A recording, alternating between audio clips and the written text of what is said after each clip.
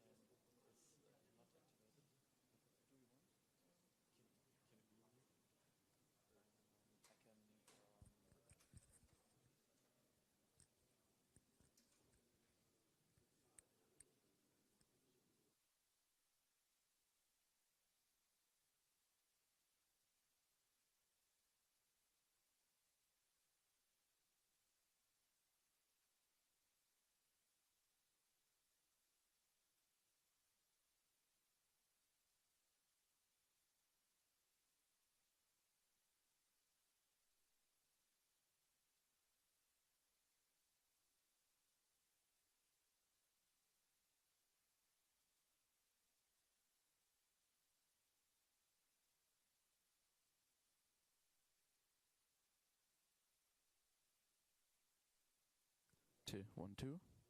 1, 2.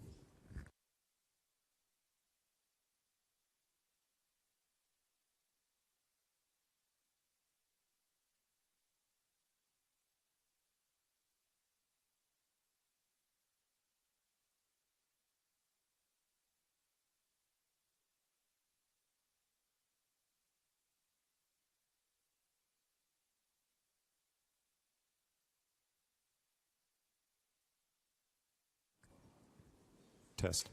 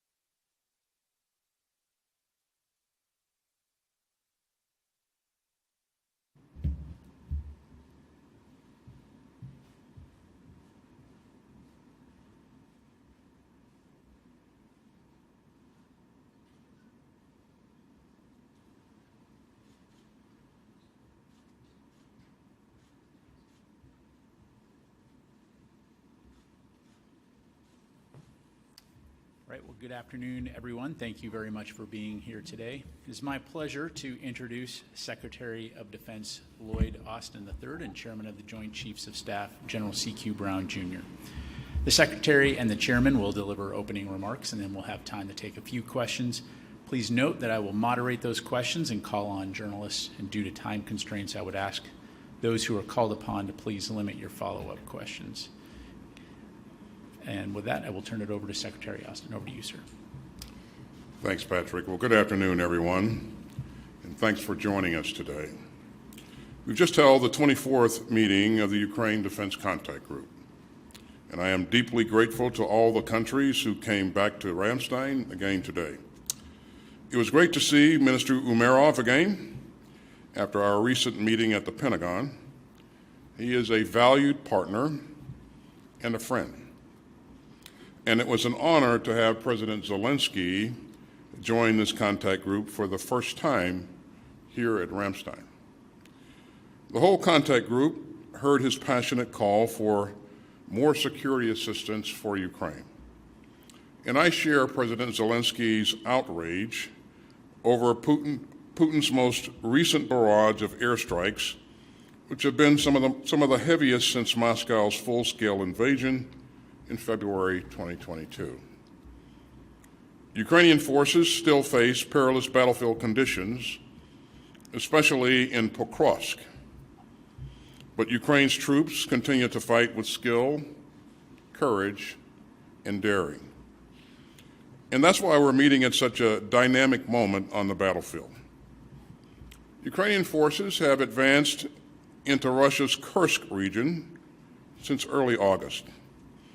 And for 2.5 years, Ukraine has more than held its own against the largest military in Europe. And above all, the credit for that goes to Ukraine's brave troops. But I'm also deeply grateful to the allies and partners who have given Ukraine's forces the tools to defend themselves and their country.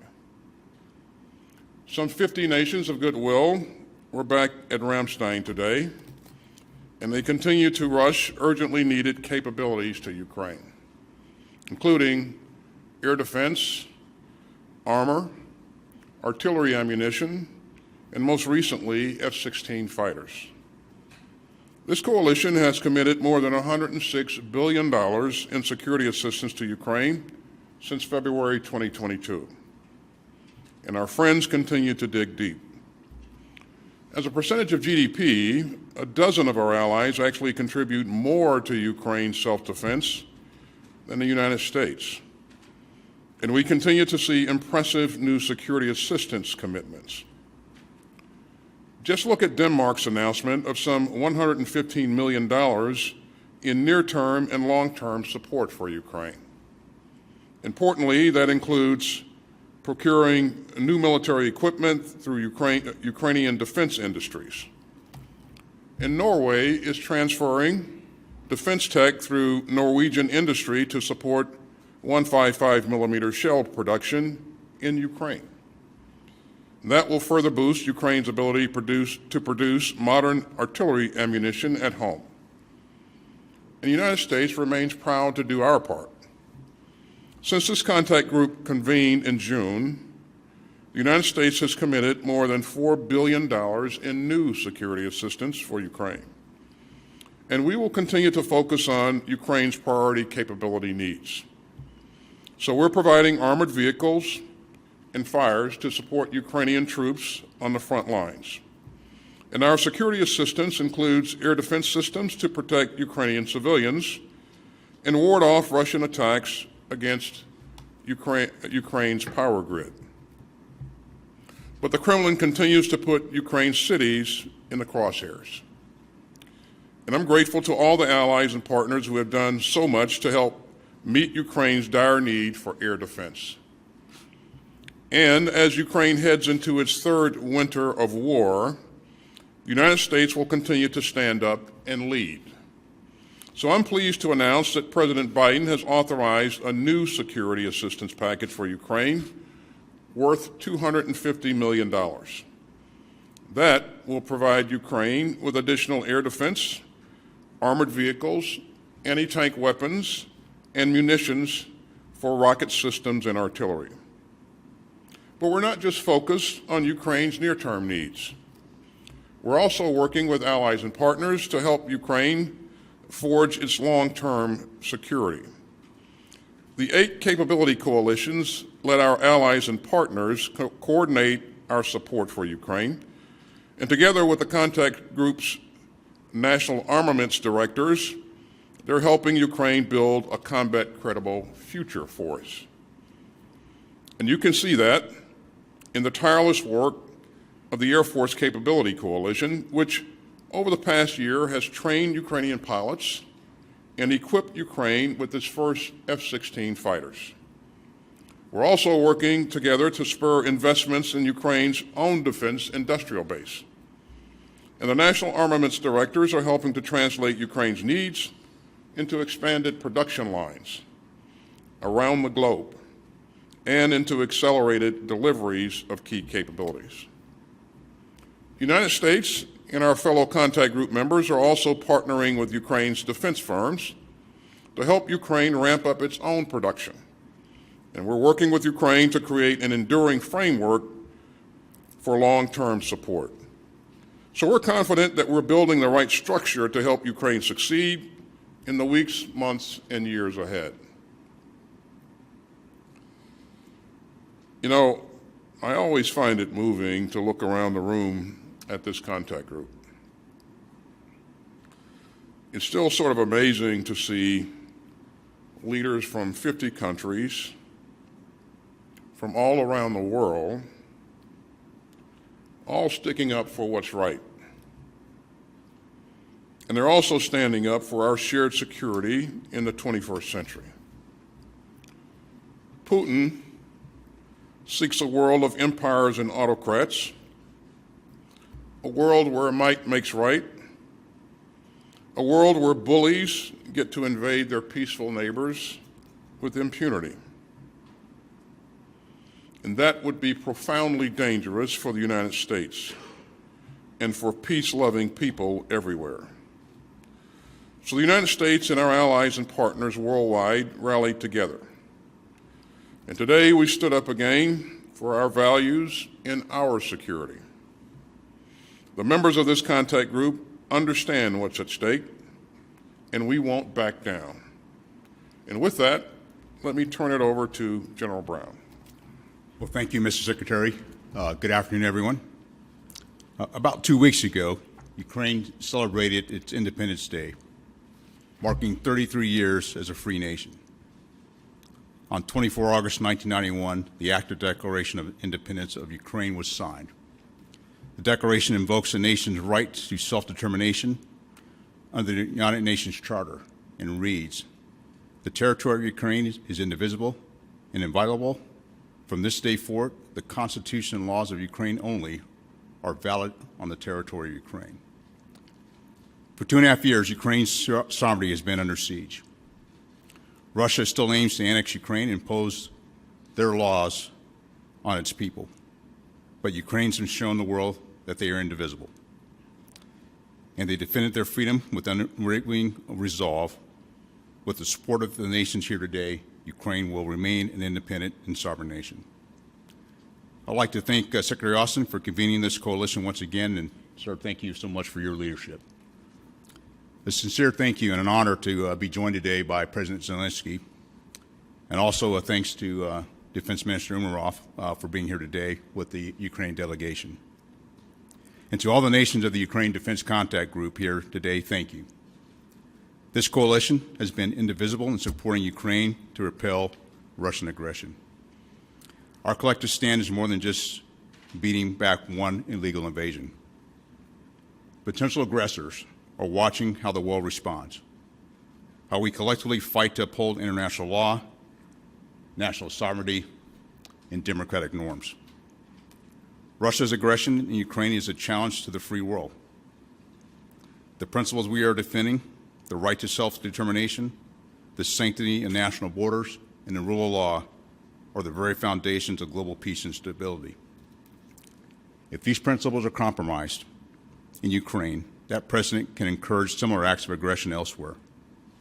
undermining the national order we worked so hard to build.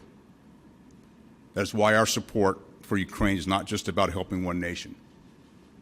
It's about safeguarding the principles that bind us together as a global community. And this coalition has shown that collective commitment to common principles can translate into significant battlefield success. When Russia invaded Ukraine, many thought Kyiv would fall in just a matter of days. But Ukraine proved to be a stubborn opponent. Within days, millions of everyday Ukrainians mobilized, determined to defend their freedom, independence, and way of life. The Ukrainians have exploited Russian vulnerabilities and innovated unconventional solutions. In recent months, Ukraine stymied Russians' offensive toward Kharkiv and has inflicted tremendous losses on Russian forces. And now, Russia is facing Ukraine's counteroffensive on their own soil. Without a doubt, Ukraine's indivisible strength of will is the main reason Russia is failing in its own invasion. It's the ongoing support from the nations here today that has helped turn that will into fighting power. But in the last few weeks, Russia has doubled down on its objectives, launching major multi-axis attacks with devastating outcomes. This week's attacks on hospitals, schools, and residential areas, along with major shelling of energy and agricultural infrastructure, remind the world that Russia will take any means necessary to challenge Ukraine's sovereignty. The some 50 nations here today are responsible for helping build Ukraine's combat power for the past two and a half years. We cannot stop now. The challenge before us is that Ukraine needs help reconstituting their combat forces and generating new ones between now and the next spring. We must build on the current momentum, providing parts, equipment, and training to sustain Ukraine's fleet of supplied weapon systems. We must also help Ukraine build its own industrial base by unlocking technical specifications, pursuing co-production opportunities, and providing key maintenance training. This will enable robust domestic production and sustainment capacity. Our continued support, combined with Ukraine's indivisible determination to defend itself, sends a message to authoritarian regimes. They won't win against a group of nations that stand for freedom and democracy. 33 years ago, Ukraine declared that they were a nation that is indivisible and inviolable, that they would obey only the laws set forward by the democratically elected Ukrainian government. They have fought courageously for these principles over the past 2.5 years. And with the Ukraine Defense Contact Group's assistance, they will continue to withstand Russia's attacks and remain a free, independent, and democratic nation. Thank you, and I look forward to your questions. Thank you both, gentlemen. Our first question will go to Phil Stewart, Reuters.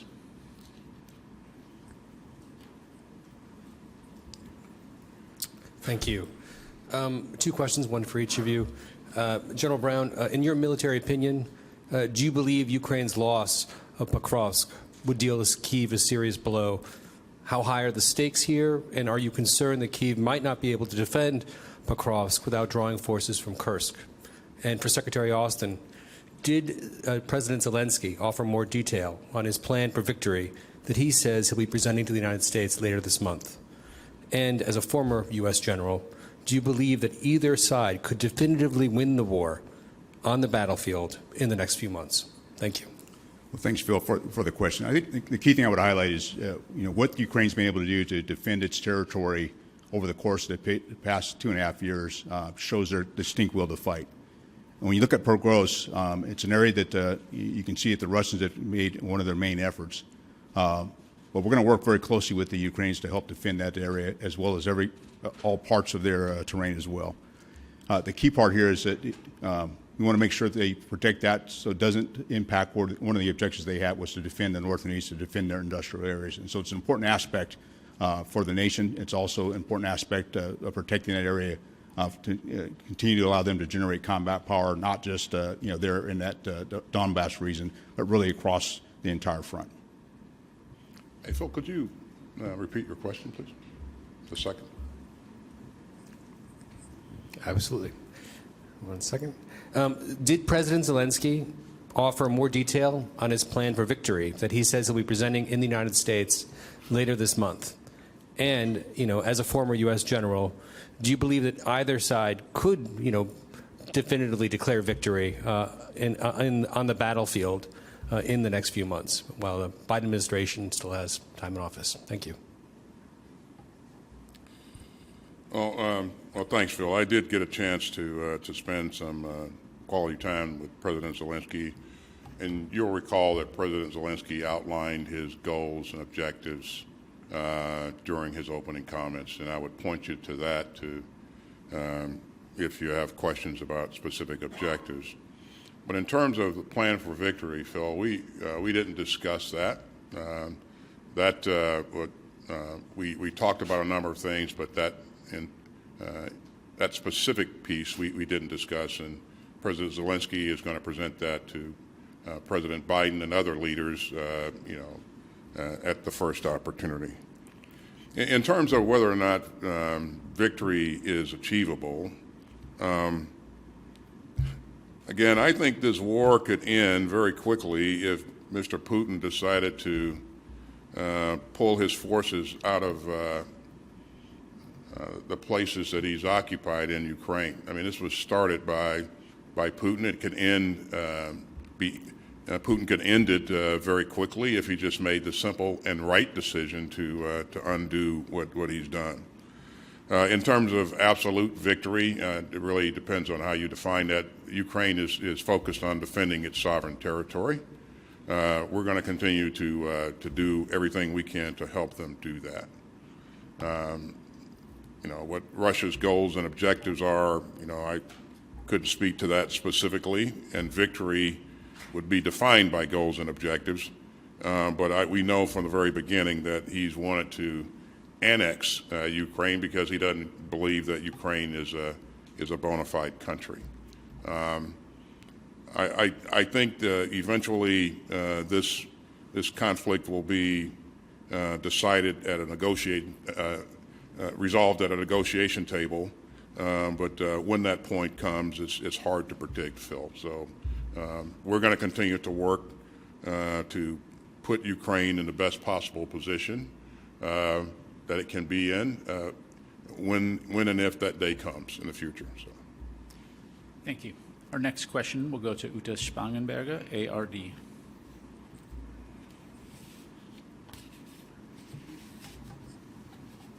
Mr. Secretary of Defense, hello.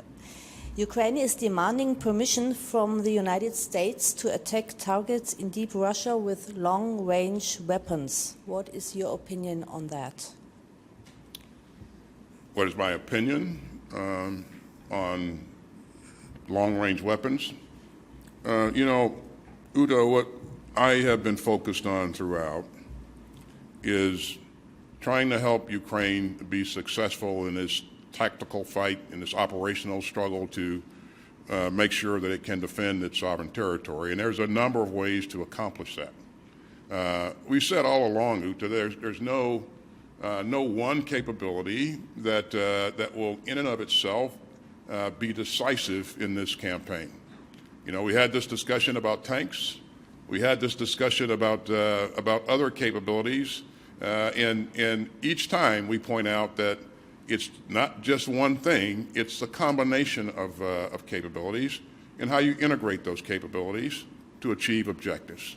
So we're going to remain focused on doing everything we can, Uta, to ensure that they have what they need to be successful and to create the right dynamics on the battlefield that maybe create some opportunities and that help Ukraine better defend its sovereign territory. And they haven't done so bad, Uta.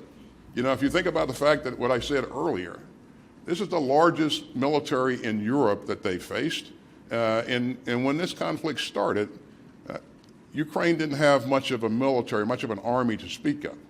But they built capability over time, and they've been able to do that with the tremendous security assistance that allies and partners have provided them throughout.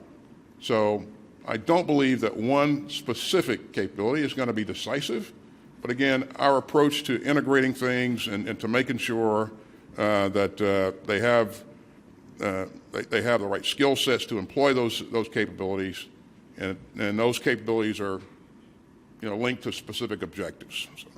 Thank you, sir. Our next question will go to Charlie D'Agata, CBS News. Thank you. First of all, Mr. Chairman, when it comes to the operation in Kursk, how satisfied are you that they have the resources that they need, especially as we head into the winter months? And are there contingency plans underway, or at least in place, should they need to be redeployed? And Mr. Secretary, I have to go back. President Zelensky has repeatedly requested for these long-range attacks inside Russia. Even allies agree. So what is stopping the United States from giving the go-ahead?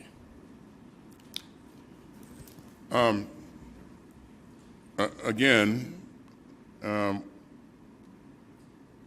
I don't believe what is stopping the United States. I don't believe one specific capability will be decisive, and I stand by that comment. I think Ukraine has a pretty significant capability of its own to address targets that are well beyond the range of ATACMS or even Storm Shadow, for that matter.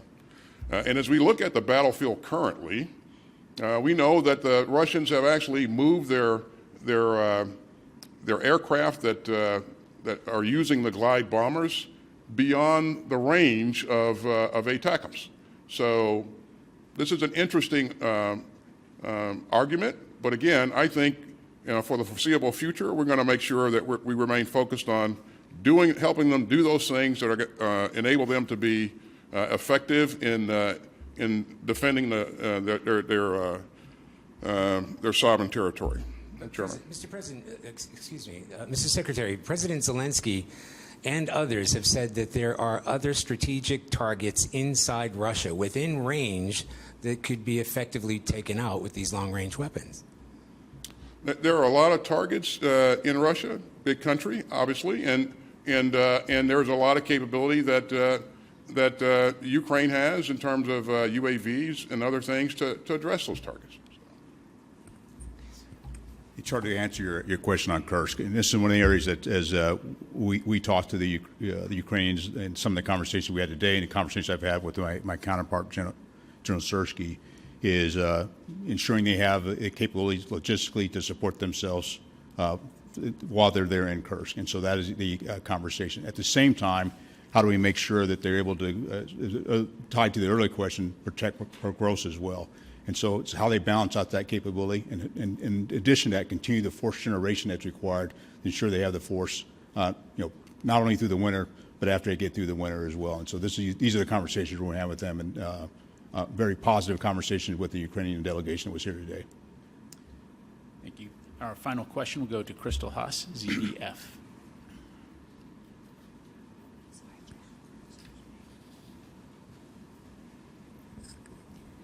Mr. Secretary, soon there will be elections in the United States. If Donald Trump wins, would this affect the help for the Ukraine?